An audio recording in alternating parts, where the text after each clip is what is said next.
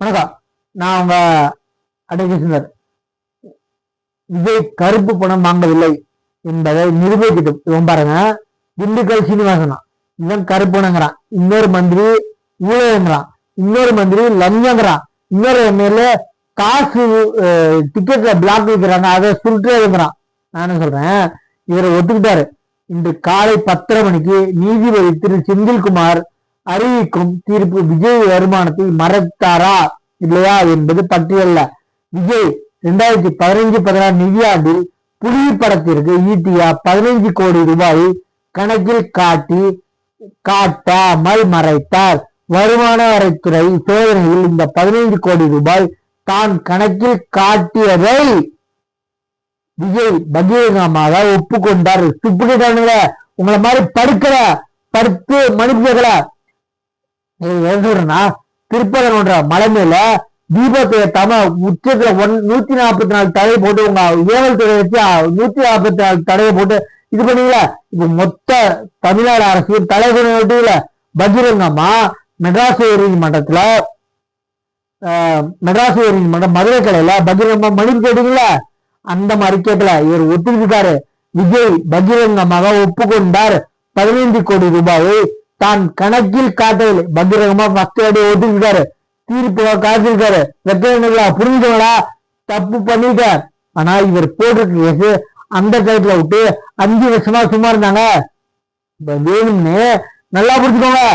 நான் அரசியல் வந்து தாழ் புணர்ச்சியில என்னை பழிவாங்கிற நோக்குல அப்படி சொல்லும். அதுக்காக தான் நாங்க லஞ்ச ஒழிப்புத்துறைய தூண்டி விட்டு திமுக காரனோட செயலை காமிச்சுக்கோன்னு ஒத்துக்கணும்.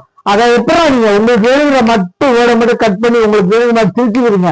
அவர் சொல்றாரு 15 கோடியை காமிக்கல, நான் ஒத்துக்கிறேன்.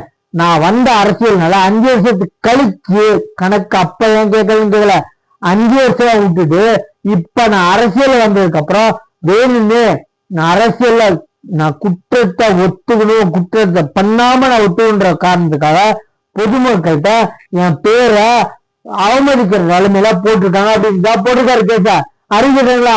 உறுப்பினர் சொல்ற இடத்துல இருக்க அரசு தமிழ்நாடு அரசு வழக்கறிஞர் தூக்கிக்கிறான்ல, அவன் அரசு வழக்கறிஞர், தமிழ்நாடு அரசு வழக்கறிஞர். தமிழ்நாடு அரசு வழக்கறிஞர் நம்ம கீழமை நீதிமன்றத்துக்கு மெட்ராஸ் தூக்கு தண்டனை வாங்கி கொடுத்தார். பாலியல் குற்ற வழக்குல தண்டனை குற்றவாளிக்கு தூக்கு தண்டனை கொடுத்த குற்றவாளிக்கு வாங்கி கொடுத்த தண்டனை வாங்கி கொடுத்த வழக்கறிஞர்கள் எல்லாம் தமிழ்நாடு அரசு வழக்கறிஞர்கள். ஆனா உங்க அரசு வழக்கறிஞர் யாரு? நம்ம வில்சன்.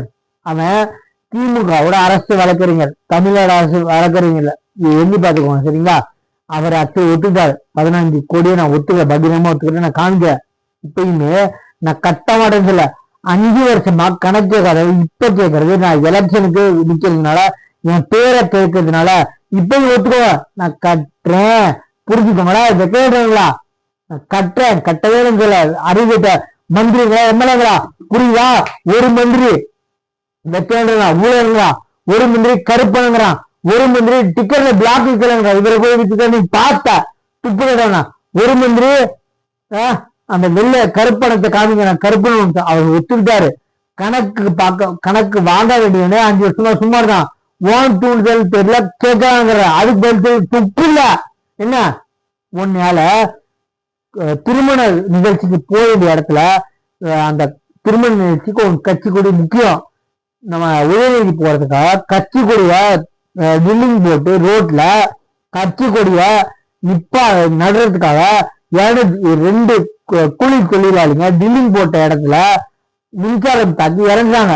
டில்லிங் போட்டதுனால நல்லா புரிஞ்சுக்கோங்க, சரிங்களா? நீங்க வெத்தவர்களா பேசுறீங்களே, சொல்ல வேண்டிய இடத்துல இருக்க ஆளுநர் சொல்ல தவிதான் திருப்பி கூறா. மெட்ராஸ் உயர்நீதிமன்றத்துல நீங்க வாங்கினது இடைக்கால உத்தரவு, இடைக்கால உத்தரவு மேல்முறையீடு, நிரந்தர உத்தரவு வாங்கிங்களா? கூடுதலா பேசுறீங்க, ஓய்வுடா. என்ன நம்ம சேனல் சப்ஸ்கிரைப் பண்ணுவாங்க. தேங்க்யூ.